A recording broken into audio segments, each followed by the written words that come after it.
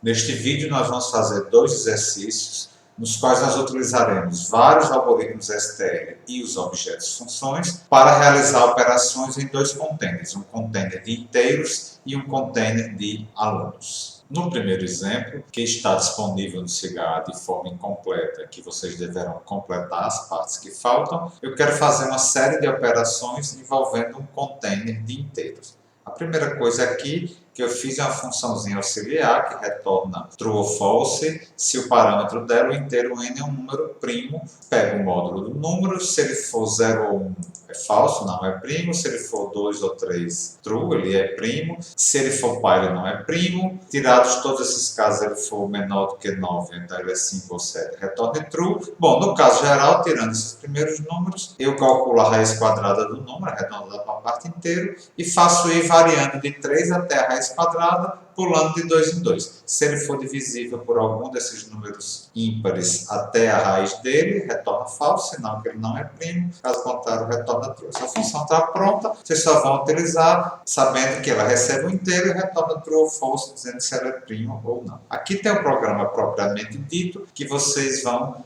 precisar completar. Eu criei um vetor de inteiros, VI, que contém 1000 números inteiros. E criei um iterador para esse tipo de container denominado iter. E algumas variáveis auxiliares aqui. Coloquei uma nova cimento no gerador de números aleatórios. E em seguida eu quero que vocês atribuam um valor aleatório, utilizando a função rand, para cada um dos elementos de VI. Eu quero que vocês façam isso utilizando o algoritmo STL apropriado. Em seguida, preenchidos os 1000 elementos com valores aleatórios, eu vou procurar se dentro desse container existe um valor específico digitado pelo usuário. O usuário vai digitar esse valor, vocês vão fazer alguma coisa aqui para procurar dentro desse container se existe esse valor, e o programa vai imprimir ou a mensagem que não existe esse número no container, ou que o número tal existe no container. A outra operação que eu quero que vocês façam é procurar e imprimir o primeiro número inteiro que esteja dentro de uma faixa desse container. O usuário vai digitar os limites dessa faixa, N1, N2, e falta vocês fazerem a busca aqui. Se não houver nenhum, vai imprimir essa mensagem. Caso contrário, imprime o primeiro elemento dentro da faixa que foi encontrada. Outra operação que falta fazer é, utilizando os mesmos valores, a mesma faixa, N1 e N2, agora eu quero saber não qual é o primeiro elemento do container que está na faixa, mas sim, eu quero saber o total de elementos do container que existe que estão dentro dessa faixa. Depois de imprimir o número de elementos, o total de elementos, eu quero imprimir todos esses elementos um a um. Então aqui vocês vão ter que fazer um algoritmo que vai buscar imprimir todos os elementos do container que estão na faixa N1, N2. Em seguida, eu quero saber quem é o menor número dentro desse container. O mínimo, lembrando que o container não está ordenado, ele está em ordem aleatória. E depois vai ser impresso qual é o menor número do container. A próxima operação que eu quero fazer é colocar esse container em ordem crescente de valores numéricos, do menor inteiro até o maior inteiro, falta ser feito. Também quero, depois disso, remover todas as duplicatas desse container. Se tem números com o mesmo valor, eu quero eliminá-los e imprimir, depois de fazer essa eliminação, quantos elementos agora restaram no container. Deve ser menos do que os 10.000 iniciais. Próxima operação, antes eu pedi para imprimir o menor elemento do container, agora eu quero imprimir o maior elemento do container. Lembrar que agora o container está em ordem. Finalmente, nas últimas operações, eu quero, dentro deste container, procurar e imprimir o primeiro número que seja um número primo, utilizando aquela função lá que a gente mostrou no início. Se existir algum, ele imprime, se não existe uma mensagem. Depois eu quero procurar imprimir todos os números primos que existem nesse container, que também falta fazer. Então eu sugiro que vocês tentem fazer esse exercício e após tentarem, voltem aqui no vídeo para ver como eu implementei.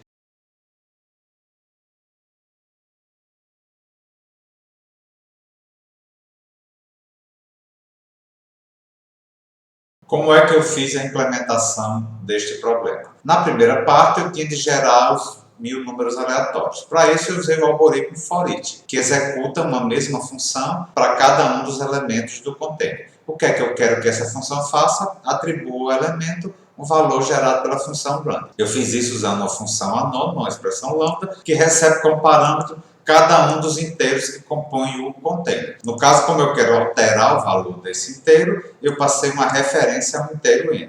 E o que eu faço é atribuir a essa referência o valor gerado pela função grad. A próxima operação é procurar se existe um elemento com valor específico n1 que eu digitei. Isso eu fiz com a função find, que serve exatamente para isso. O find procura dentro de um container utilizando o operador igual. Qual operador igual? Aquele que compara o elemento do container, ou seja, um int, com o elemento que eu passei como parâmetro, ou seja, outro int. Então vai comparar int com int. Esse operator igual já existe na classe int, então eu não preciso implementar nada. Então vai simplesmente procurar o primeiro inteiro que seja igual a n1. O próximo passo é procurar imprimir o primeiro número em uma faixa. Aqui o critério requer parâmetro, eu vou ter que usar um functor. Então eu fiz isso com findIf, passando como parâmetro uma função.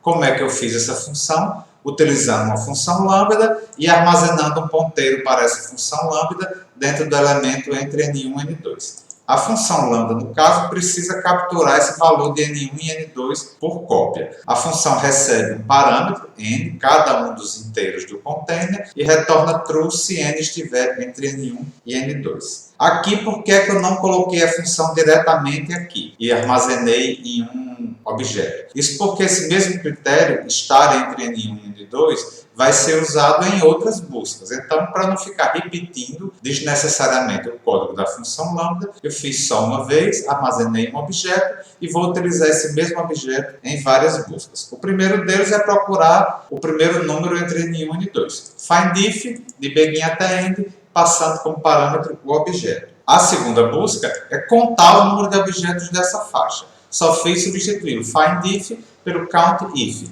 passando como parâmetro o mesmo objeto. É importante ressaltar que a gente só pode reutilizar o mesmo objeto entre n1 e n2, porque o critério de busca é o mesmo procurado dentro de uma faixa e, principalmente, não houve alteração no valor das variáveis n1 e n2. Vamos lembrar lá a nossa função lambda, a função captura o valor de n1 e n2 por cópia. Então, ela armazena uma cópia dessas variáveis. Se as variáveis tivessem mudado, a função entre n1 e n2 não refletiria essa mudança. Continuaria com os valores originais que ela copiou e eu teria de refazer este critério de busca. A terceira operação é imprimir todos os objetos dentro dessa faixa. Aqui eu vou usar findIf, mas não um único findIf. Eu vou fazer uma série de findIfs. Eu atribuo a esse iterador o valor begin, ou seja, a primeira busca eu começo do início do container, aí faço um findIf de begin até end, usando o mesmo critério de busca. E armazeno no iterador iter o resultado da busca. Se isso não for end, sinal que ele encontrou algum objeto, imprimo o objeto e faço iter++, para ele apontar para o seguinte elemento após aquele que ele achou. Aí faço uma nova busca de findIf do elemento seguinte até end, até que isso retorne end. Imprimir o menor número do container. Como o container não está ordenado, eu usei o algoritmo min_elen. Aqui, no caso, o min_elen usa o operator menor, comparando dois elementos do container. Então, vai comparar int com int. Eu preciso de um operador menor que faça esse teste. Como a classe inteira já tem o operador menor, não preciso programar nada. Retorno um apontador para este elemento, que é o menor de todos, eu imprimo. Em seguida, eu peço para ordenar o container em autocrescente. Como eu não passei o terceiro parâmetro do sort, vai ser utilizado o operator menor, o mesmo que foi utilizado aqui em min_elen, que já está implementado. Depois disso, eu vou remover os elementos repetidos, como usando o algoritmo unique, que só deve ser utilizado se o container estiver ordenado, o que é o caso aqui. Então, eu dou unique de begin até end, só que lembrar sempre o algoritmo unique, ele não remove os elementos, ele move para o fim. Ele retorna um apontador para o primeiro elemento inválido, então eu removo tudo deste elemento inválido até o fim do container. Depois imprimo quantos elementos restaram no container, é só imprimir o size do container VI. Agora eu quero imprimir o maior elemento do container. Quando foi para imprimir o menor, eu usei o algoritmo min_elen, por quê? Porque o container não estava ordenado. Agora que o container está ordenado, imprimir o maior deles é só imprimir o último, o back de VI. Procurar o primeiro elemento que seja primo. Vai ser o findIf, utilizando um critério.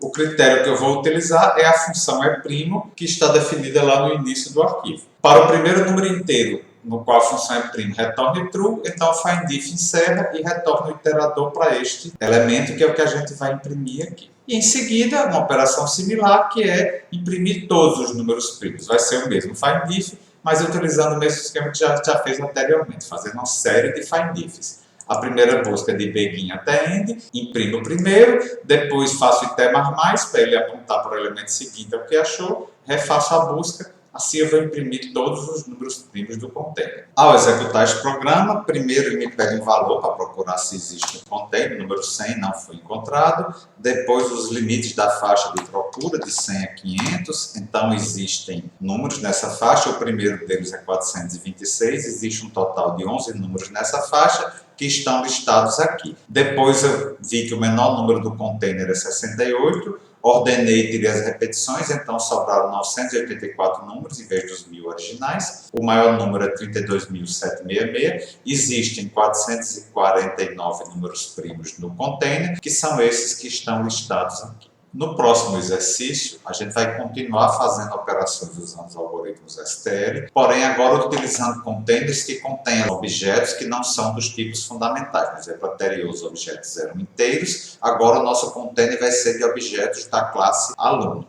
Cada aluno, o que é que ele tem como informação? O nome dele, que é um string, e o nome social dele, que podem ou não ser idênticos. Depois, o número de matrícula armazenado em um long int sem sinal. O curso, que é um string, o ano de ingresso, que é um inteiro sem sinal, e o percentual de conclusão de 0 a 100%. Esta classe tem dois construtores. O construtor default, que inicializa todos os elementos com valores nulos, e o construtor específico, no qual eu passo todos os valores que eu quero que sejam atribuídos aos dados membros da classe. Tenho também funções de consulta, para recuperar o nome legal, o nome social, a matrícula, o curso e o ano. Vou precisar fazer alguns operadores para utilizar nas operações com os algoritmos STL e tenho o operador menor sobrecarregado para imprimir um aluno nesse formato aqui que eu especifiquei. Criei uma função auxiliar que gera um container de alunos aleatórios. Vamos só dar uma olhada rápida nessa função auxiliar. Eu criei uma lista de possíveis prenomes, Antônio, Francisco, Eleazar, de sobrenomes, Batista, Rodrigues, alguns possíveis cursos também, arte, CT, engenharia elétrica e assim vai. Defini que esta função vai gerar 500 alunos aleatórios. Depois eu redimensiono o vetor V para que ele já tenha o tamanho do que eu quero gerar para esse número de alunos aleatórios. Se for o caso, criando os novos alunos do vetor como alunos vazios. E em seguida, eu reinicializo o gerador de números aleatórios para que os alunos que sejam gerados sejam diferentes a cada execução. Sorteio o prenome desse aluno naquela lista de prenomes. Se ele vai ter um nome social diferente, que é uma probabilidade de 1 em 20, eu gero um segundo prenome, que é o prenome do nome social, se não o social é igual ao legal. Sorteio o sobrenome, sorteio se vai ter ou não um DI, sorteio o segundo sobrenome, faço o nome ser a junção do prenome e os dois sobrenomes, eventualmente com um DI no meio. Sorteio um curso, sorteio um ano de ingresso entre 2000 e 2022, gero o número de matrícula, os 4 primeiros dígitos são o ano de ingresso e sorteio o percentual de integralização, que é um número entre 0 e 100. Crio um aluno sem nome com essas características que eu sorteei e movo este aluno sem nome para a iésima posição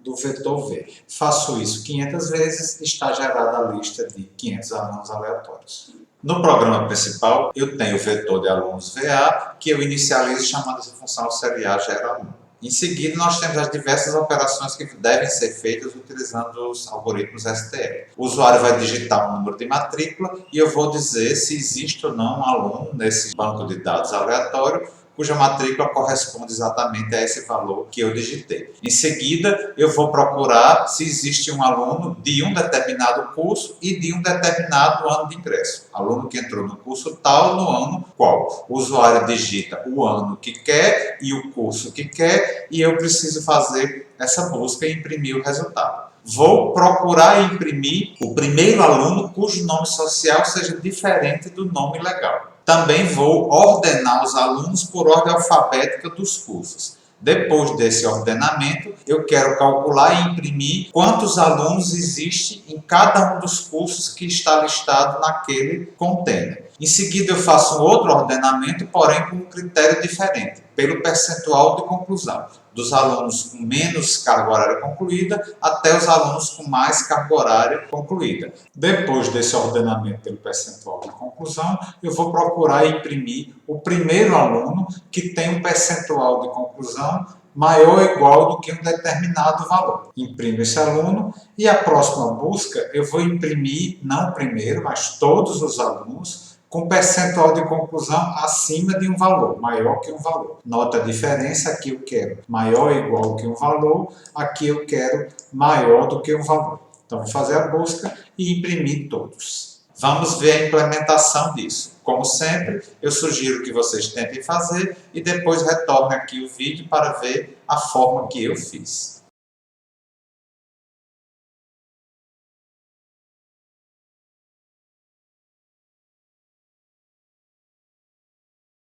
A primeira operação é uma busca por um aluno com uma matrícula específica.